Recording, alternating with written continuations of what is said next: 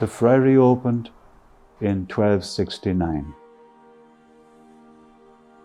My name is Billy Hoyne. I'm a Franciscan friar. I'd like to tell you a small bit about the Franciscan order. It started roughly in 1210 over in Assisi, which is in Italy, and was begun by a man known as Francis. And Francis, first of all, was involved in a war with Perugia, which was a neighboring town of Assisi. He was captured and he was held prisoner for some years. And during that time he began to think what was wrong with his life. Up to that he had been enjoying life at night time, parties, singing, etc., celebrating. But gradually during this time he began to reflect what his life was all about. So when he was released eventually then and got back to his own town, he turned to prayer. He began to pray in abandoned churches, one of which was called San Damiano. And there one day the figure of Christ seemed to be speaking to him and telling him, "Francis, go and repair my house." Francis thought that Christ meant, "Rebuild this little chapel for me." And so he set out then, going around begging for help to rebuild the church, begging for materials to rebuild the church, and he eventually rebuilt that little church. But as time went on then, he began to become aware that what Christ really wanted from him was to restore the Catholic Church, because it was in a bad way at that time. There was a lot of division. There was a lot of poverty as well around, and there were groups of people who were sincere, who were trying to follow the gospel, but they became radical, too radical for the church, and so they drifted away. But Francis would remain very faithful to the Catholic Church, loyal to the priests and loyal to the teaching of Christ. So he eventually decided that he would start a little group then of people with him who would live the gospel. And the Pope eventually approved it, and it grew and it grew and it grew. Shortly after Francis died, the first friars, Franciscan friars, came to Ireland. They came here then in the year 1269. Youghal was the first foundation, and then the main Anglo-Irish towns like Kilkenny, Cork, etc., they also began to have friaries. So that was the beginning then of the presence of the Franciscans here in Clonmel.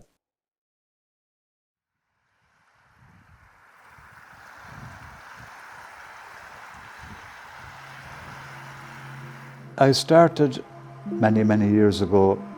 1964 was when I entered the Novitiate. And the Novitiate was and still is now in Killarney. The Friary there, it was an old building at that stage. So there would have been 8 novices, and we had a novice master who would be our guide. We would have had class in the morning time. In the afternoon then, we're free to read a bit. We'd have to go for walks around the garden quite often. There was a certain amount of nervousness there as well, because we had to do certain things like to read in the refectory for the community. That would be in silence. Silence can create tension as well. And we'd be all looking for an excuse to have a laugh, basically, to get rid of the nervousness. You knew you were on trial, so you would be on your best behaviour, because the final say would rest with our provincial, who was the man in charge of all the friars, whether you would be able to stay or not. Some would have left they would have decided it wasn't for them. Despite the strictness of it, there was a great sense of community and fraternity. The sense of being part of a brotherhood was really, I'd say, the thing that impressed me most. I felt, most of us felt, really part of that.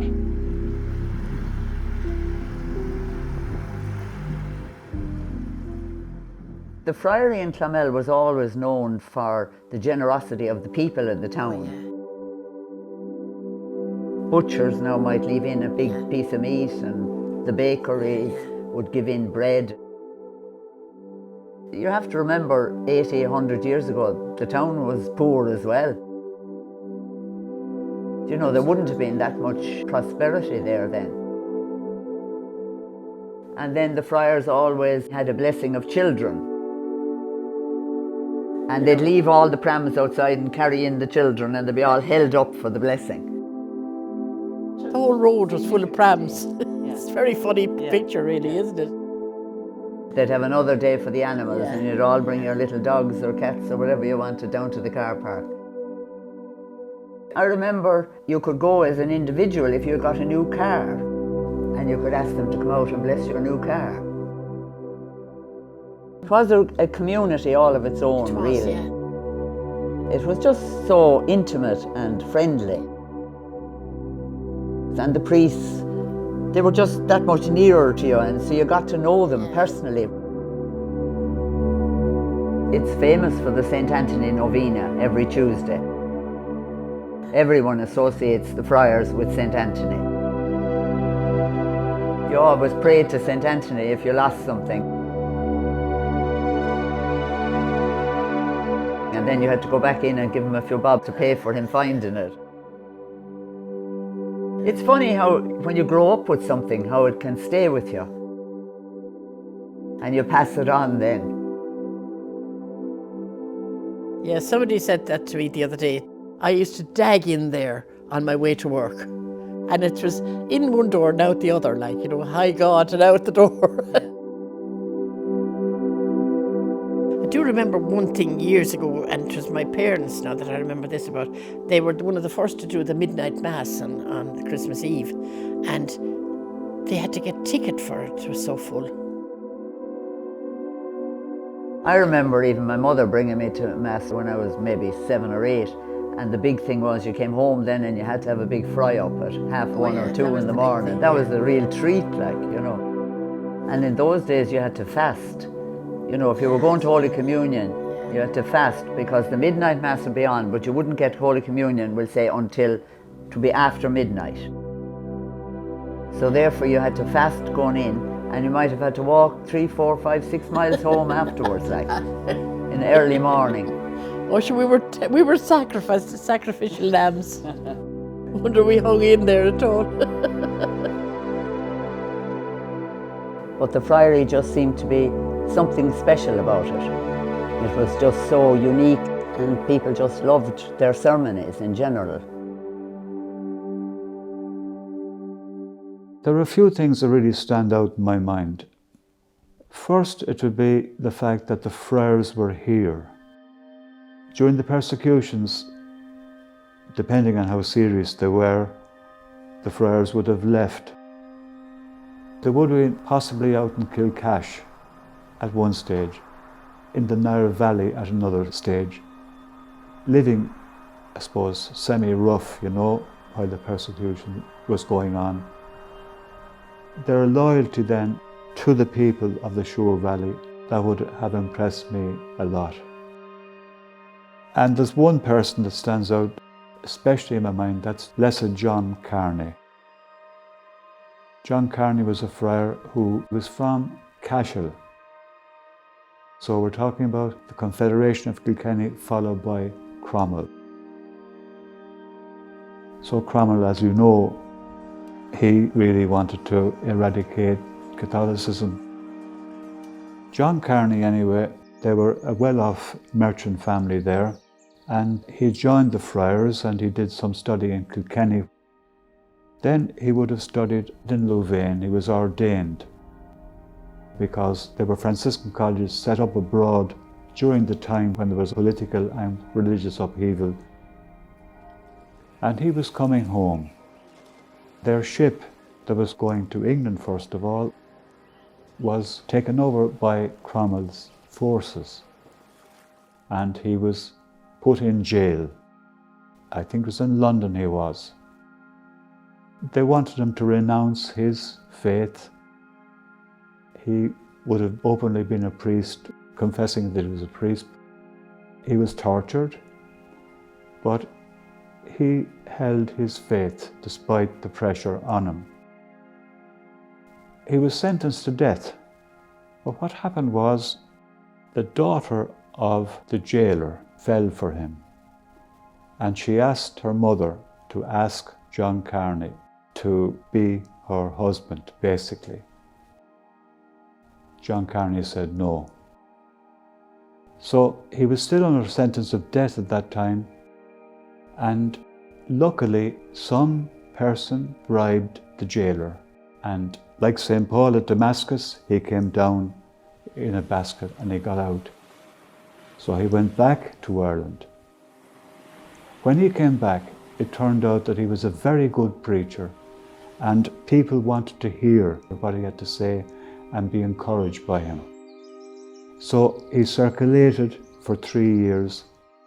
Eventually, Clonmel took over, as you know, and Cashel, there were forces there that would be loyal to the Confederation of Kilkenny at that time. The general who was leading the Cromwellian forces in Munster, he came, and rather than start an ordinary siege, what he did was he knew that the people had taken refuge in the cathedral. The soldiers were probably there as well, taking refuge. He just set fire to it. And one of the people who died in that was John Carney's mother. Nevertheless, Carney continued. An edict was passed that all priests had got to leave within 20 days or face death, and John Carney continued. He was eventually captured and he was brought to Clonmel, and here he was martyred. John Carney then, to me, was a man who believed in Christ, he believed in the gospel, he believed in the Catholic Church, and he paid for it willingly with his life. So they're an example then, I think, to us still, that at times we will have to suffer for our faith.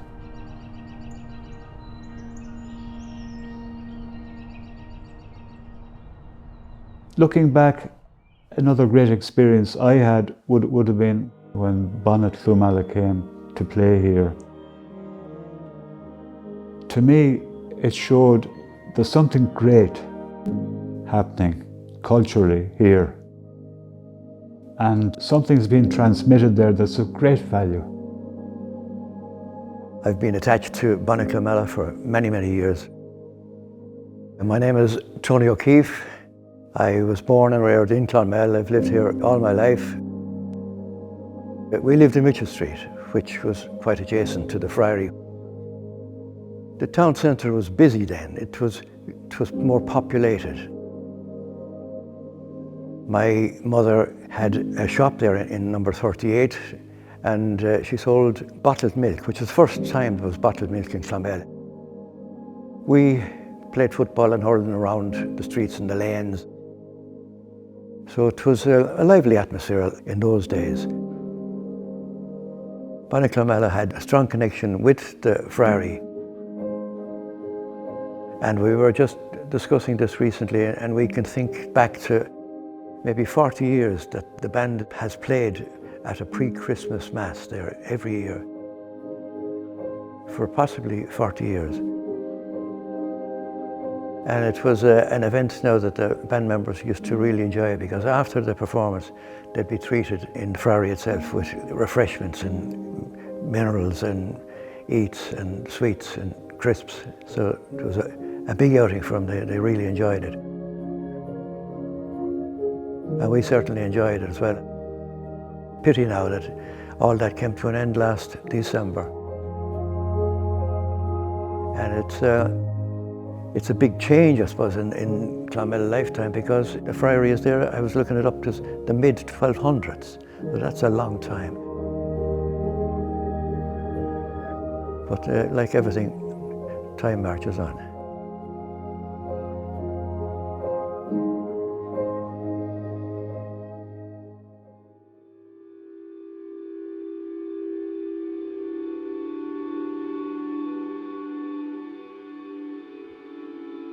You know, when we were knocking around as young kids, the town was dark because there wasn't as many street lights, but there was a lot more activity in O'Connell Street and places like that.